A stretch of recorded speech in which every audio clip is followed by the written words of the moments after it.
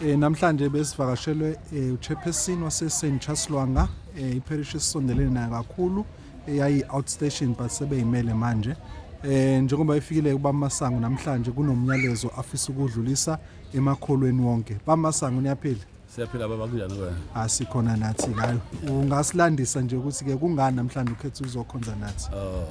Ayike usuku namhlanje ngithi angivakashele la ekhaya elikhulu eSandwendoleni Mission. La kuzalwa khona isonto lethu St Charles Lwanga. Mina ngusihlalo wase St Charles Lwanga.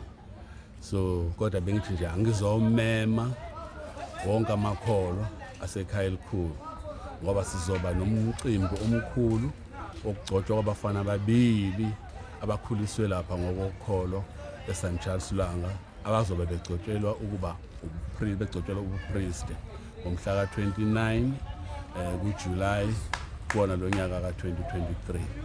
Ngithe-ke iSandwendoleni ngeke isale ngaphandle ngoba phela njengoba kuyiyona nzala abantu iyona futhi esokwazi ukuthi sibambisane nayo ilekelele njengoba yona sine experience engaphezulu kweyethu ngayo imicimbi efana naleyo yokugcotshwa kwabafundisi.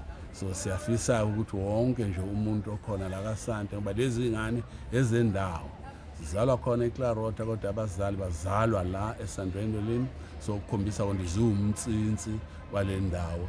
So siyafisa ukuthi bonke abantu ngaba beyamakholwa kungaba bomphakathi bazobungaza nje umgubho walabantwana nabo. Siyabonga kakhulu ba Masango. Ngiyacabanga ukuthi ke iyazwakala umnyalezo nesimemo. Siyajabula kakhulu.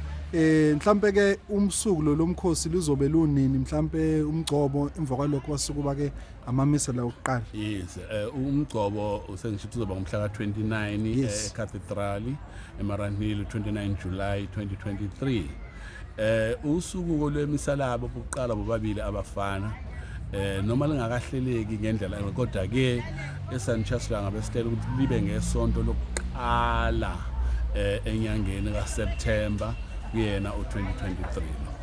Okay, no siyabonga kakhulu ba Masango. Ngiyacabanga ukuthi umnyalezo ke uzofinyelela kubona bonke abantu. Siyabonga kakhulu ke sesobona ngani. Iphathe phela. Thank you.